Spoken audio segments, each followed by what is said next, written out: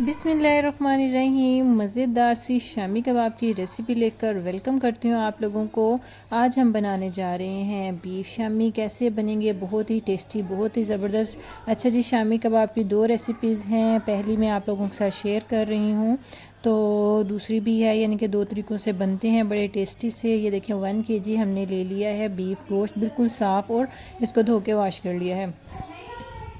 उसके साथ 1 kg हमने दाल ले ली, उसे भी अच्छे तरीके से धो लिया है। और जो चीज़ें इसमें जाएंगी, 3 से 4 मीडियम साइज़ की प्याज ले ली है, थोड़ा सा लहसुन, अदरक, हरी मिर्चें चाहिए हमें इसके लिए। उसके साथ जी ये मसाला जिससे ज़बरदस्त सा टेस्ट आना है, ये बहुत ज़रूरी है। 10 से 12 लौंगे ली हैं, साथ में जायफल जवतरी चाहिए, काली मिर्च, ज़ीरा, बड़ी इलायची, तेज़ पत्ते, और उसके साथ दालचीनी। उसके साथ टेस्ट के अकॉर्डिंग नमक चाहिए, थोड़ी गोला मिर्चें ले ली हैं, और थोड़ी सी ये मैंने कश्मीरी मिर्च ले ली है।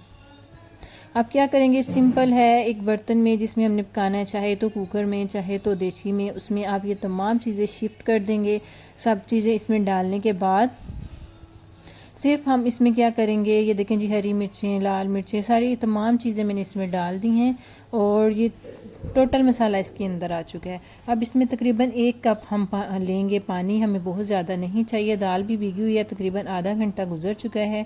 1 कप पानी डाला, इन चीज़ों को मिक्स करेंगे। और उसके बाद मैं आप कुकर में इसे बना रही हूँ। कुकर में एक तेज़ आंच लगाऊंगी। जैसे ही इसकी सीटी बोलने लगेगी, जैसे इसका वेट घूमने लगेगा, बिल्कुल मीडियम फ्लेम पर, बिल्कुल धीमी आंच पे मैं इसको क्या करूँगी, कवर करके रख दूँगी तकरीबन 15 मिनट के लिए। ये देखें जी, तकरीबन टोटल 20 मिनट के बाद मैंने कुकर को खोला है। पानी बिल्कुल खुश्क हो चुका है और मसाला बिल्कुल ज़बरदस्त सा रेडी है। बड़ी ज़बरदस्त खुशबू आ रही है। अब हम इसको पीस लेंगे बड़ा अच्छा सा करके।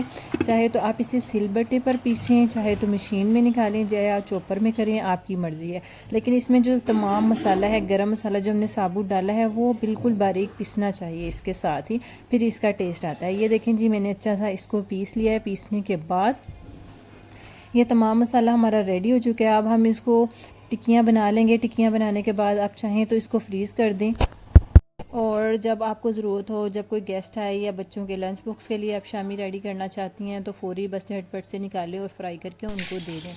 अब ये देखें जी, इस तरह से मैंने टिक्कियाँ बना ली हैं और शामी रेडी हो चुकी हैं। अब एक अदर अंडा ले लिया है, अंडे को अच्छे तरीके से फेंट लें, साथ थोड़ा सा नमक डाल लेंगे, और इसको अच्छा सा फेंट के तवे के ऊपर ऑयल डालेंगे, या पैन में, जिसमें भी जो चीज़ आपके पास अवेलेबल हो।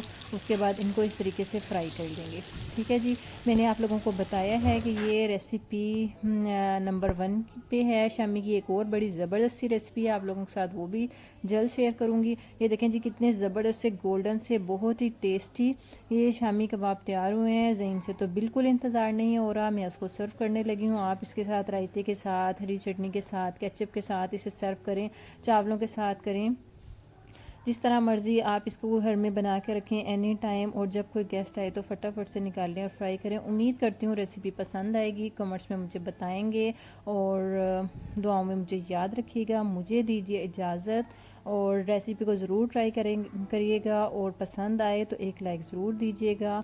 और लास्ट पे यही कि दुआओं में याद रखिए। मुझे दीजिए इजाज़त। Take care. अल्लाह हाफिज़।